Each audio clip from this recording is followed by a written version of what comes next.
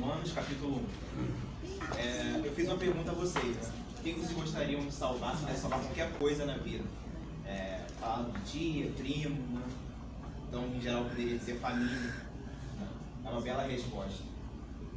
Eu tinha feito essa pergunta para um rapaz e ele era músico, né? Então ele falou que queria salvar, se fosse alguma coisa só na vida, seria a música. Ele estava com o violão dele lá, foi até na faculdade que eu encontrei.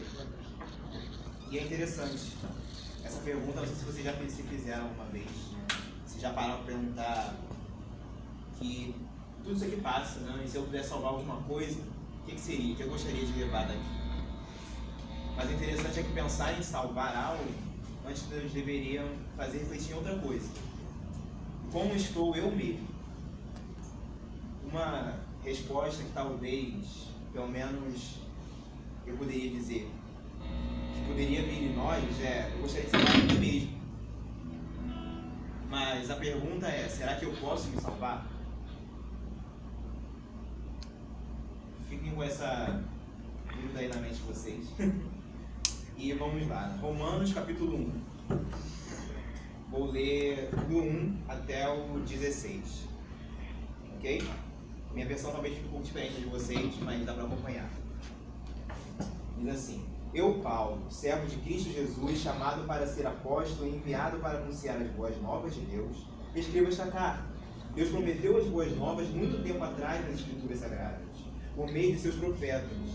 Ela se refere a seu filho, que como homem nasceu da linhagem do rei Davi, e quando o poder do Espírito Santo ressuscitou dos mortos, foi demonstrado que ele era o Filho de Deus. Ele é Jesus Cristo, nosso Senhor.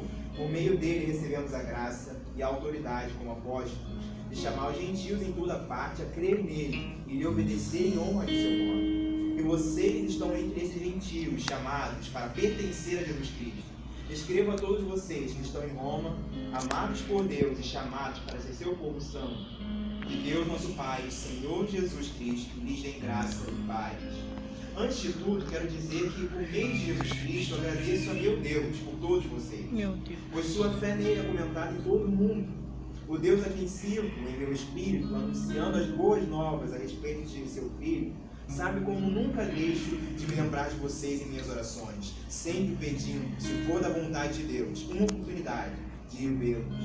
Desejo muito visitá-los a fim de compartilhar com vocês alguma dificuldade espiritual que os ajude a se fortalecer.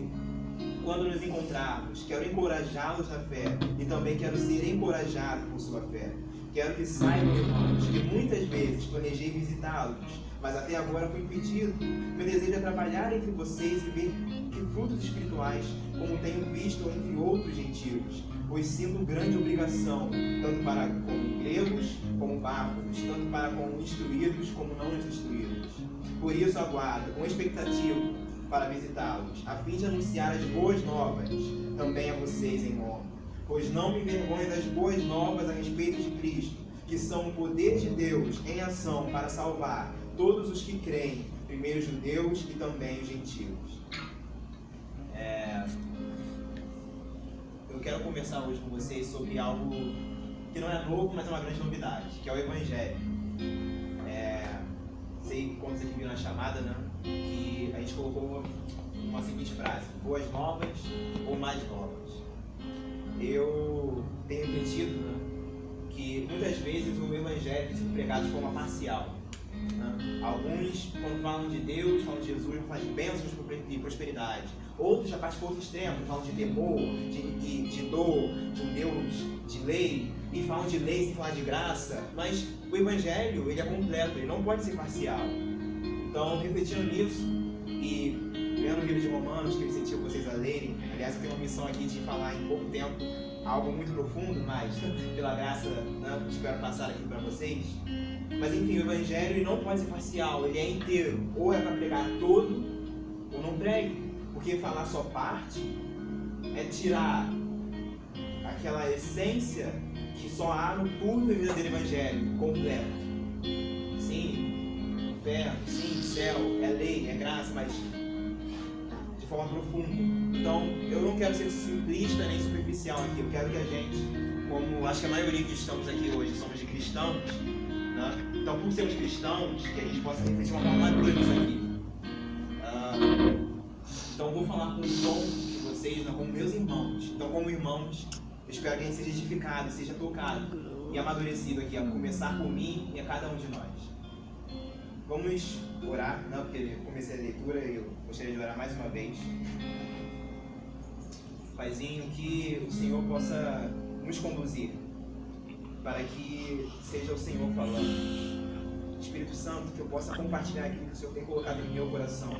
Diminua o meu eu, que não seja eloquência, que não sejam palavras, que não seja algo emocional, não, Pai, mas que o Teu Espírito Santo possa nos fazer lembrar do fundamento, Pai, do Evangelho puro e simples.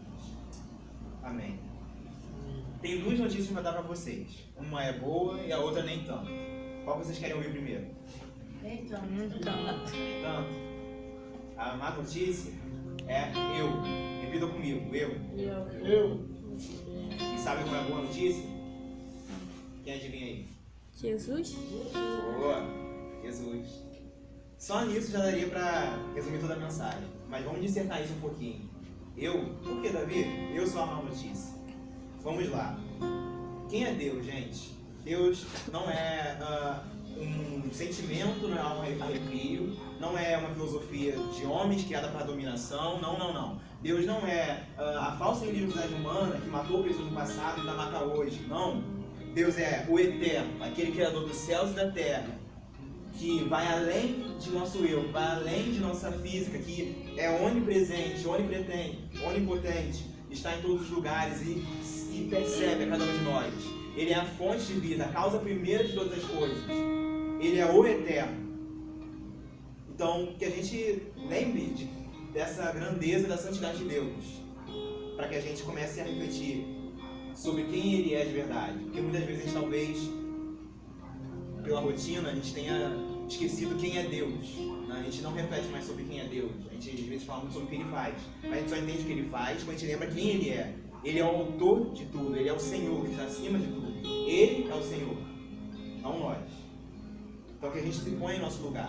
Mas beleza, uma vez que a gente lembre quem é Deus, a gente pode começar a pensar na nossa relação com Ele. E eu quero ir agora para a segunda parte de Romanos. Vocês não precisam acompanhar a leitura se quiserem, porque eu vou tentar passar alguns textos rápidos, né? Mas quem quiser me acompanhar, pode me seguir aí. Vou ler agora a partir do 18, que diz assim: Assim Deus mostra do céu sua ira contra todos que são pecadores e perversos, que por sua maldade impedem que a verdade seja conhecida. Sabem a verdade a respeito de Deus, pois Ele a tornou evidente por meio de tudo que Ele fez desde a criação do mundo. Podem perceber claramente seus atributos invisíveis, seu poder eterno e sua natureza divina. Portanto, não tem desculpa alguma.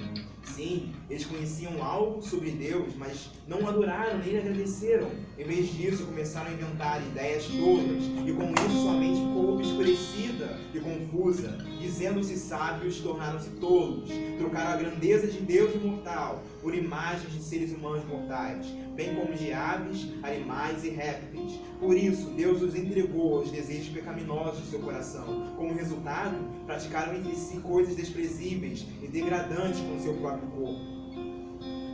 Aquilo que a gente leu aqui no início é um resumo do Evangelho, que já seria suficiente para nos comover. Mas por que muitas vezes lembrar do Evangelho não está nos comovendo mais? Que talvez a gente não esteja lembrando da noção do que Deus fez por nós. Somos salvos, mas somos salvos do quê? E aqui ele começa um quadro, ele começa a falar deste Deus, né, que é importante a gente lembrar quem é Deus para a gente entender este quadro. Um Deus que é santo e que não tolera o pecado. E por ser santo, naturalmente, ele detesta, tem ira do pecado. E ele começa a dar um quadro aqui do mundo.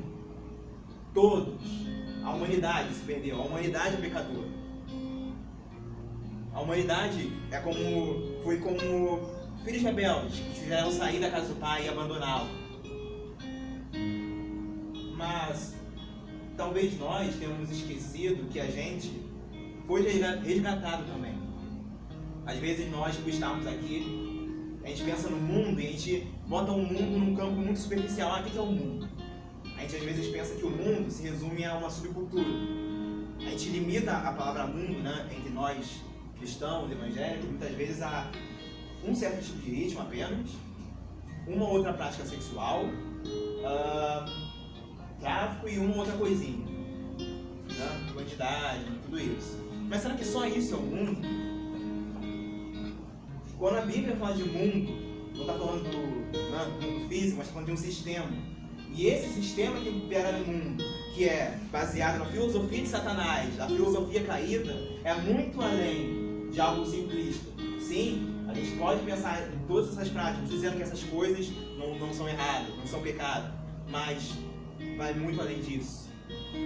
O ser mundano é uma mentalidade anticristã. Então, quando a gente começa a pensar em tudo que Cristo é, a gente começa a pensar em o que é ser mundano. Cristo olhando o próximo, Cristo amando, Cristo com uma mente sacrificial, disposto a fazer a vontade do Pai somente. Começa a pensar em tudo que Cristo é. E agora começa a pensar no inverso disso. Peraí, se Cristo ele veio olhando o próximo, quando eu coloco o meu eu no centro, já estou sendo mundano. Quando eu começo a pensar apenas no meu eu, no meu ego, começo a usar Deus, não, eu digo às vezes que eu creio em Deus, mas eu uso Ele. Uso Ele como meu adorno ou como meu gênio da lâmpada para pedir bênçãos. Eu já não estou adorando Ele acima de todas as coisas. Isso é ser mundano. Então, o irônico é que eu posso ser um religioso mundano. Porque se eu carrego, por exemplo, uma Bíblia de braço do braço e eu prego não com desejo de ver a salvação, não com desejo de ver a edificação, mas para o meu próprio mérito, não falo com eloquência para que vejam quão sábio eu sou, eu estou sendo mundano. Porque religiosos de outras religiosidades humanas podem fazer a mesma coisa. O ser mundano é uma mentalidade que vai muito além de algo superficial. Então perceba como isso é profundo.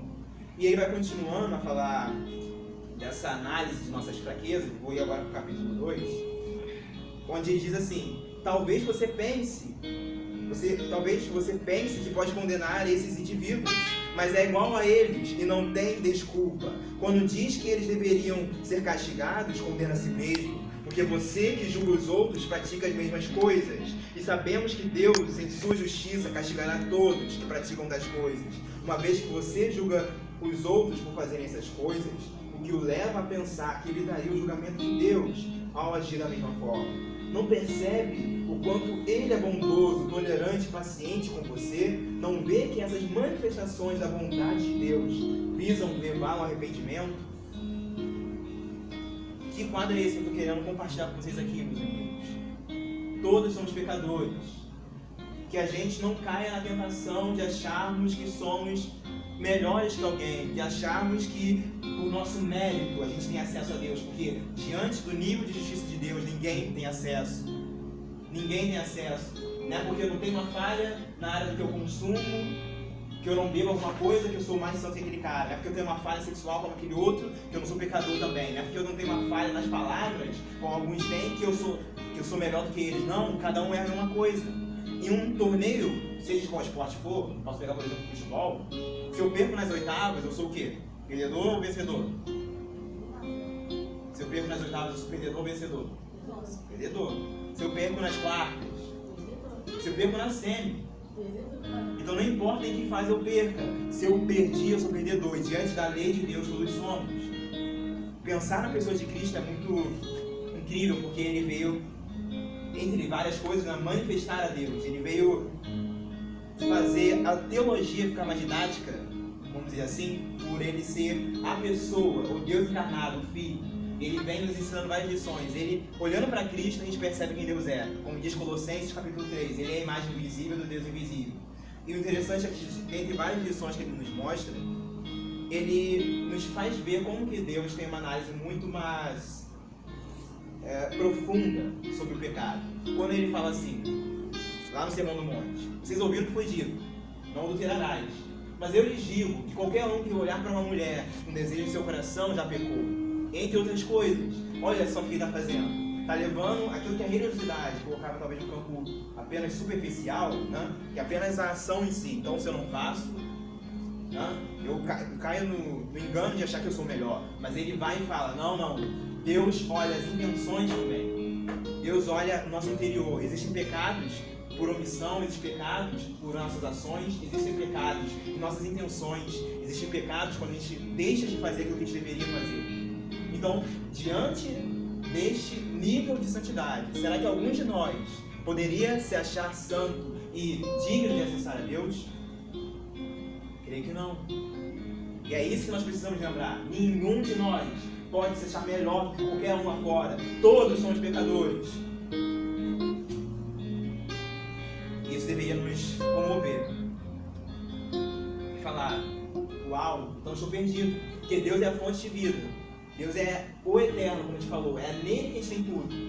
Se a gente está longe dele, se a gente não tem acesso a ele, o que sobra? Sobra a morte, sobra a perdição, sobra a dor das nossas almas, a angústia, que muitas vezes a gente não sabe de onde vem, que a gente vai tentar fingir, camuflar ela de várias formas, de várias fontes.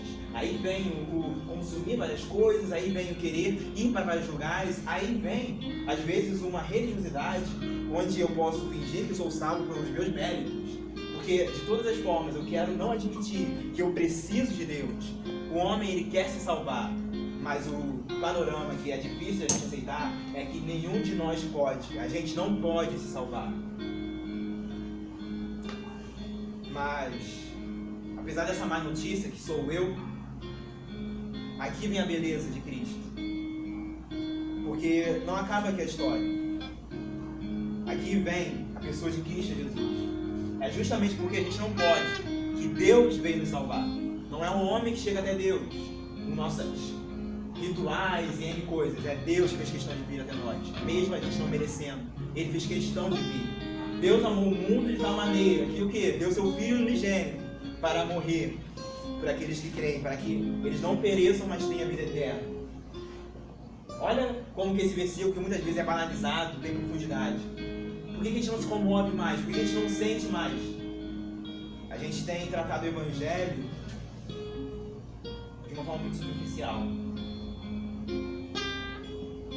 Lá no capítulo 3, como falei, não vou pulando partes rápidas aqui, ele diz, 3:9, pois bem, devemos concluir que nós, judeus, somos melhores que os outros? Não, de maneira nenhuma, pois já mostramos que todos os judeus e gentios estão sob o poder do pecado.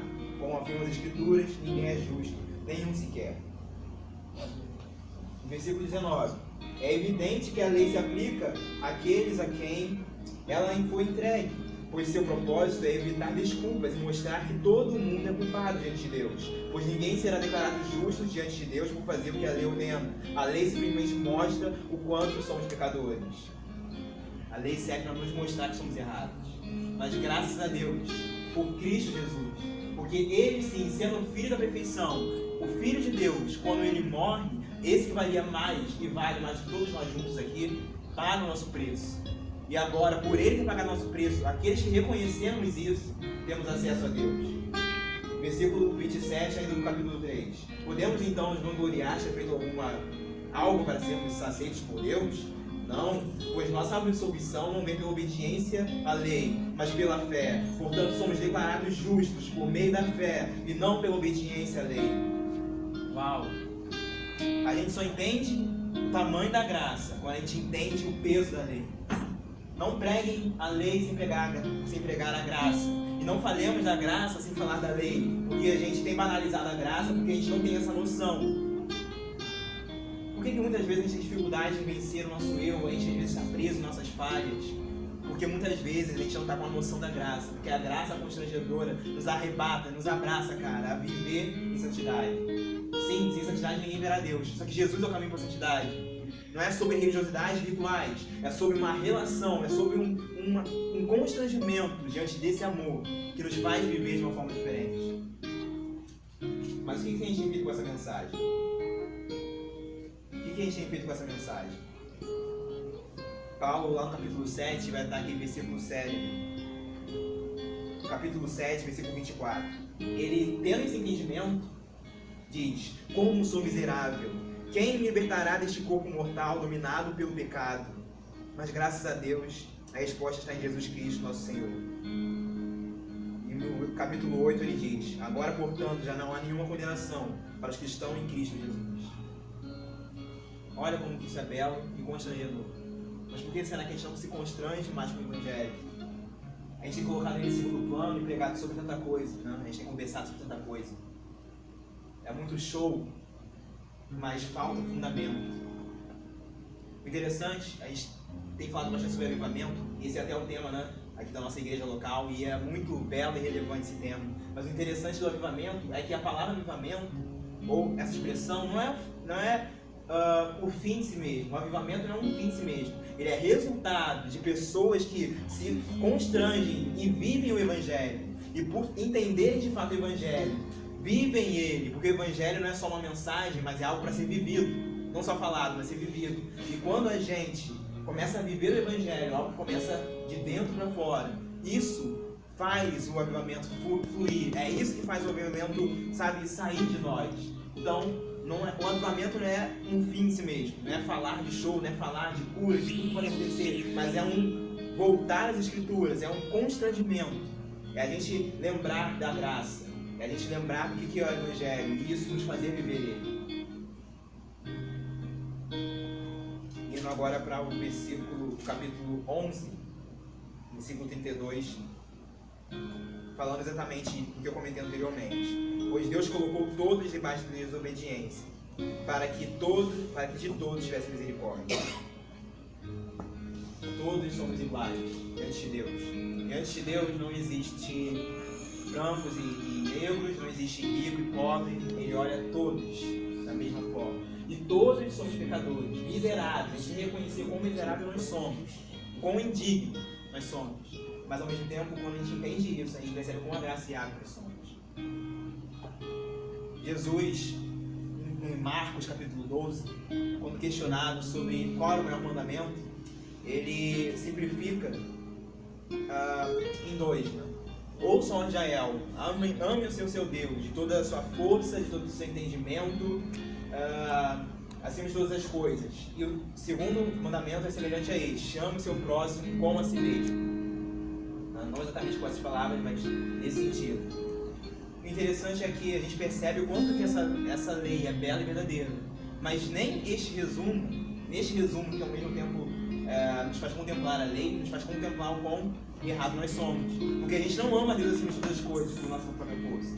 A gente não ama. Se a gente amasse a Deus acima de todas as coisas, como é que estaria a nossa vida? Será que muitas vezes a gente não coloca Ele em segundo plano? Como eu comentei anteriormente, a gente às vezes usa Deus, a gente ainda quer acreditar nele. Porque a gente talvez queira acreditar como um adorno, como um gênio da lâmpada, mas a gente não coloca Ele como Senhor. Então não estou amando a Deus acima de todas as coisas. Eu não amo o próximo como a mim mesmo. Porque se eu amasse, como é que eu me comportaria quando eu vejo o cara com dor, quando eu vejo meu irmão no peso? Será que eu olharia ele com aquela apatia que a gente às vezes olha? A gente não ama nem nossos irmãos, gente. A gente está numa fase onde a gente fica com implicância com o nosso irmão porque ele votou no meu ritmo político diferente do meu. Eu fico com raiva do meu irmãozinho porque ele tem um gosto musical diferente do meu. E como eu posso ousar dizer que eu amo o próximo como a mim mesmo? Não. Admitamos que a gente não ama o próximo, e admitamos que a gente não ama a Deus como deveria. Não é pela nossa força, a gente não tem força para fazer nada. É apenas poder de Deus, é apenas pelo Espírito Santo. Temos que admitir que a gente não consegue, para a gente entender o quão agraciado nós fomos. E aí, diante desse quadro todo, vem um versículo que é tão conhecido, mas que muitas vezes a gente fala ele de uma forma simples, que é o Romanos capítulo 12. Esse, se quiser, também pode abrir. Porque eu imagino que é neste tom aqui que Paulo escreve isso. Eu posso, talvez, imaginar e sentir o coração dele queimar quando ele escreveu Romanos 12.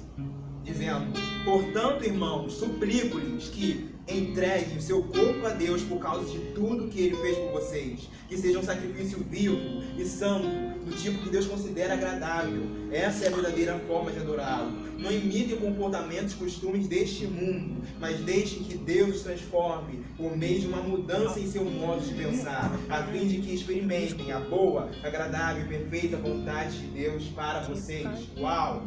É neste tom, cara, que Romanos 12 vem. Não é simplesmente não vamos se conformar com o mundo, né? De uma forma religiosa, burocrática, não. Mas não se conforme com o mundo, entendendo que o mundo muitas vezes pode entrar até mesmo em nós. Ele pode entrar mesmo aqui, se a gente não vigiar. Que a gente possa lembrar da graça, porque lembrando de tudo isso que Deus nos fez, como ele diz, né? Portanto, suplico-lhes que entreguem seu corpo. Por quê? Por causa de tudo que Ele fez por vocês. A gente só consegue viver Jesus, o que é viver Jesus? Viver a vida quando a gente entende o que Ele fez por nós. Entendam que existe total diferença, gente, do evangelho para qualquer religiosidade. Todas vão dizer, faça isso ou aquilo para você chegar no céu, chegar no nirvana, ou o que seja no meio. Mas só o evangelho diz, você não consegue. É Deus que vem até nós. Ele é o Senhor. Ele não precisava nos amar, mas Ele nos amou. Ele não precisava, mas Ele quis vir até nós. Isso aqui é distinto de tudo. Jesus é belo, ele está em todas as escrituras. Este livro é sobre Jesus. Então é hora da gente colocar ele no centro e lembrar o que significa o evangelho. A gente só entende a boa nova, a boa notícia, quando a gente lembra da má notícia. Se a gente não entende a má notícia, essa boa se torna pouca, né? Ah, Jesus morreu por mim. Maneiro. Jesus me ama. O que significa que Jesus te ama? É nesse contexto, é entendendo tudo. Olha como que ele te amou, olha como que ele me amou. Eu, Davi, sou o maior pecador que eu posso conhecer, assim como cada um deve ser o maior pecador que cada um pode conhecer. Que a gente possa olhar os outros com equidade, como Cristo olhou. Poderia citar outros textos aqui, mas pelo tempo, vou encerrar por aqui. Que a gente lembre qual é o Evangelho, que é o poder de Deus para a salvação de todo aquele que crê. A má notícia é o eu, a gente não pode se salvar. Mas a boa notícia é que Jesus pode salvar.